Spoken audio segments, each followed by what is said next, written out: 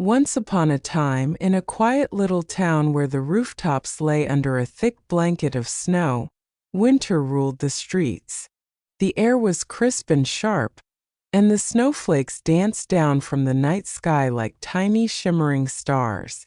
The cobblestone roads glistened under the dim glow of the street lamps, and each sound, the crunch of boots, the soft whistle of the wind, echoed in the stillness. Through this frozen scene walked a little girl named Lena. Her small figure seemed almost swallowed by the towering stone buildings. She wore a faded dress too thin for such bitter weather, and her bare feet were red and raw from the cold ground. In her hands she clutched a bundle of matches tied with a thin string, her only hope for earning a few coins that night. The streets were nearly empty. Those who passed by barely noticed her, hurrying toward the warmth of their homes. From the windows came a golden glow, shadows moving inside as families gathered around crackling fires. The smell of roasted meat and sweet pastries drifted through the air, making Lena's stomach twist with hunger. She whispered softly, "Matches, warm matches for sale," but no one stopped. She could not go home yet.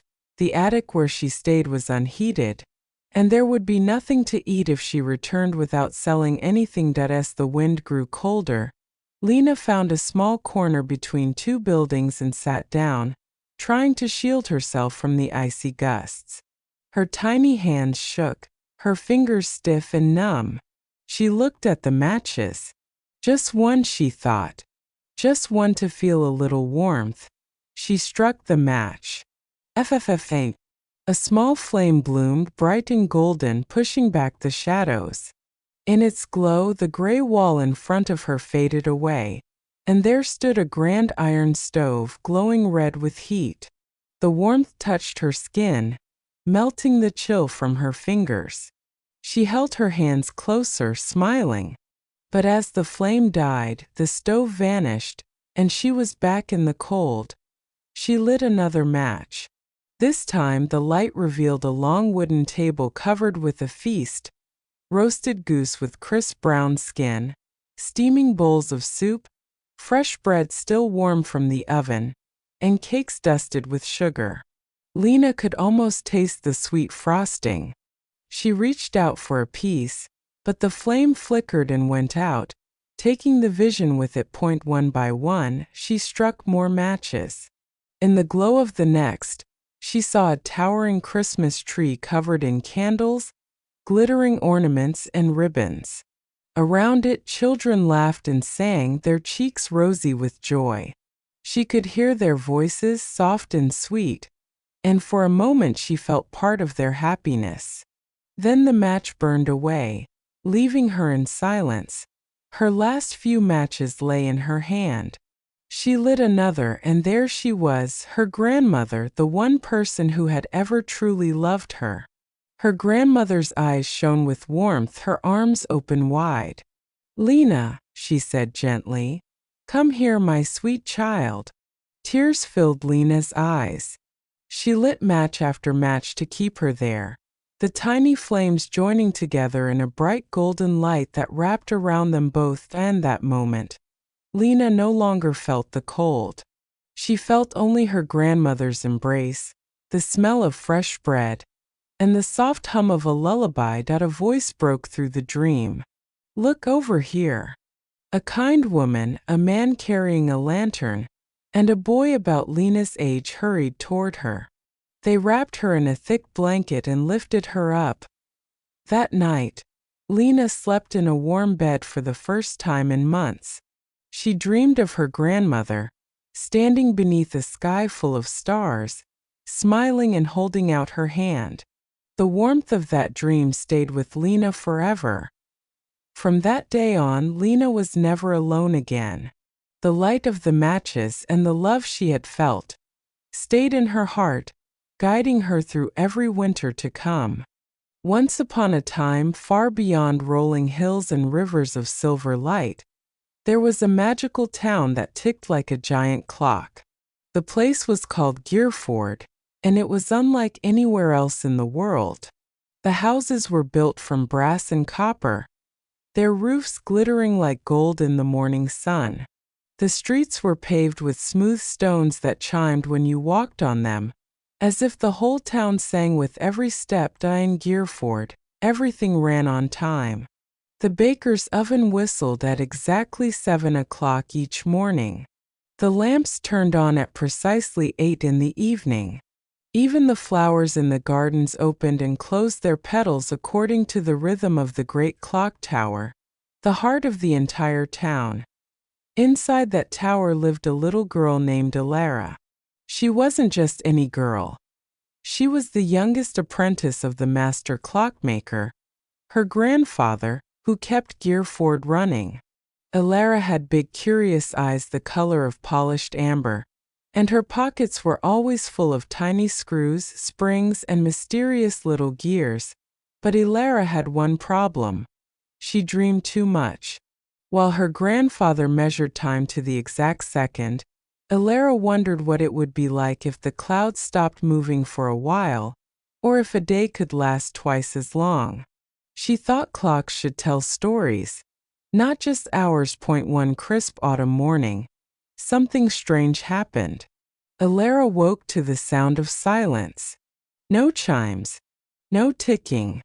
The great clock tower had stopped. The townspeople were in a panic.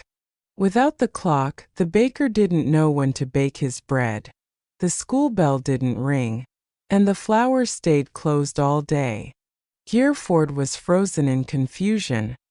Grandfather rushed to the top of the tower and tried every tool he had, but nothing worked.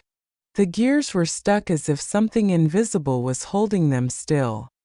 "Alara," he said, wiping the sweat from his brow, "I think this is beyond my skill. Something magical has touched the clock." That night Alara couldn't sleep. She sat by the silent gears, watching the moonlight spill through the tall windows. Then she noticed something. A tiny golden door hidden between two massive wheels. The door was no bigger than her hand. Without thinking, she twisted the little latch, and with a click, the door swung open. Inside was a staircase that spiraled downward, far deeper than the clock tower's foundations.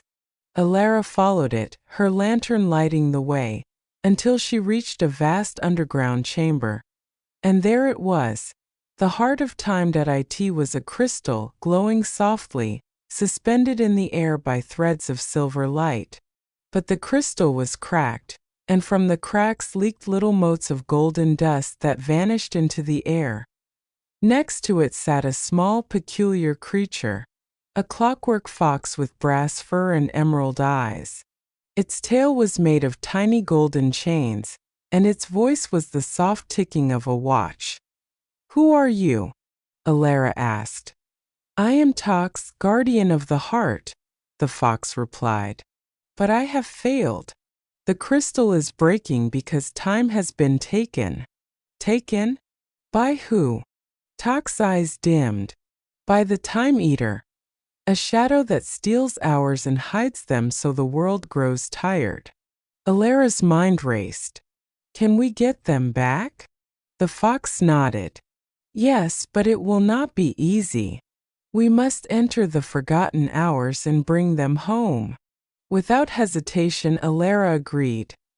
The journey through the lost hours. Tox led her through a shimmering archway, and suddenly they were no longer in the chamber. They were in a strange, dreamlike land.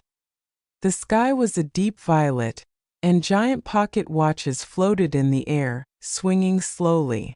Rivers of glowing sand flowed in every direction, carrying whispers of forgotten moments. They traveled to the forest of unfinished days, where time slowed so much that raindrops hung in the air like crystal beads. They passed through the desert of mist sunsets, where golden skies never faded to night. Finally, they reached the lair of the Time Eater. It was a vast, shadowy beast with a body shaped like a serpent, covered in tattered clock faces. Its eyes were deep, empty pits, and every breath it took pulled more hours into its chest. Alara's heart pounded, but she stood her ground. You can't keep these hours, they belong to everyone. The time eater laughed, a sound like cracking ice. Why should I give them back? People waste their time every day. They don't deserve it. Alara thought for a moment. Then she reached into her pocket and pulled out a tiny gear she had been carrying for months, waiting for the right invention. Maybe, she said, but I believe time can be fixed, just like any broken clock. She stepped forward and placed the gear into a glowing crack in the time eater's chest. The beast roared, but instead of attacking, it froze. The stolen hours burst out like a storm of golden light, racing back toward Gearford. The creature shrank, becoming nothing more than a shadow the size of a mouse. You have mended me, it whispered. Perhaps I was only a broken clock myself. And with that, it vanished. The returnal Alara and Tox hurried back to the heart of time. The crystal was whole again, shining brighter than ever. When they returned to the clock tower, the gears roared back to life, the bells chimed, and all of Gearford woke as if nothing had happened. The townspeople never knew about the adventure in the lost hours. But from that day on, the great clock tower chimed a little differently. Not just the steady beat of time, but a melody, a gentle reminder from Alara that hours are precious, and even 1 second can hold a story. And every night, when the stars came out, Alara would sit beside the fox, listening to the ticking of the clock, dreaming of the next adventure.